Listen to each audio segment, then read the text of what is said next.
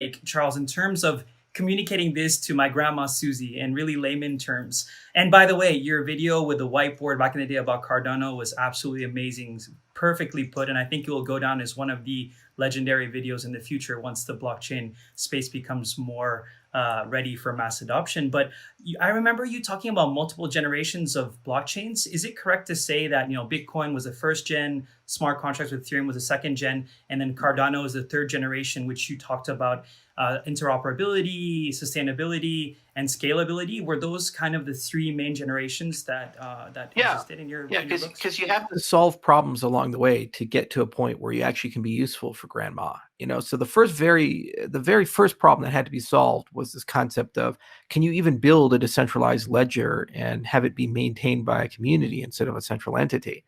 So all these prior attempts like DigiCash and other things, they worked as long as you had a trusted third party to hoist them up. So there was always this idea of some federated group of actors or a central company or a government that basically owned the ledger, managed the ledger, or was required to make the system work.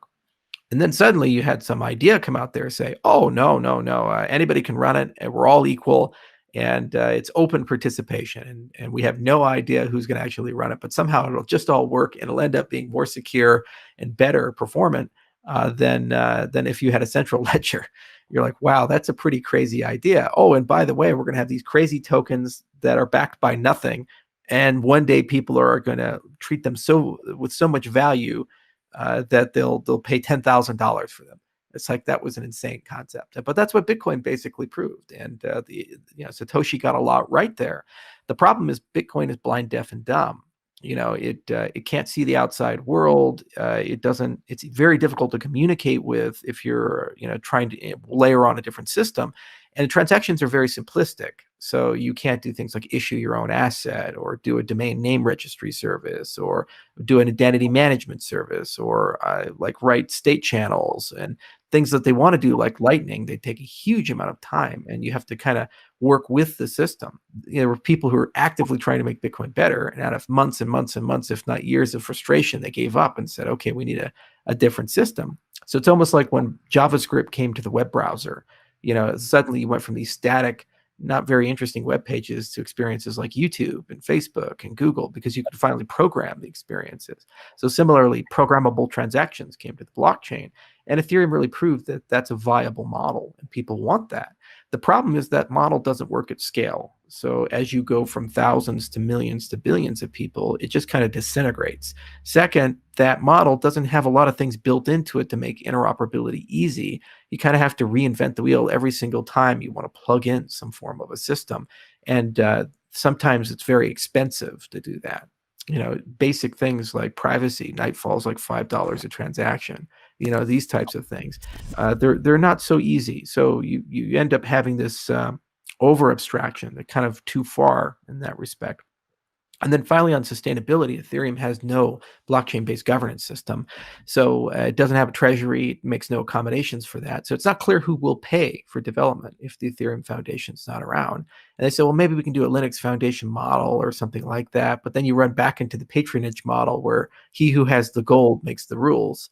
So you don't really have decentralized development. You basically have a consortium, an oligarchy of corporations that decide the direction, focus, and roadmap of the project. And if you like that, well, you can use Hyperledger Fabric, you can use Sawtooth. Those projects exist. But if you want to be truly decentralized, you really need an alternative funding source for long-term research and development. And then finally, you need to get consent of people. Like, if you want to be resistant to quantum computers, there's a dozen different approaches you can take. Which one's the right one? And they all carry trade-offs. Should we make the system private by default, accepting that we'll lose liquidity in certain markets, probably South Korea and Japan and so forth? Is that okay?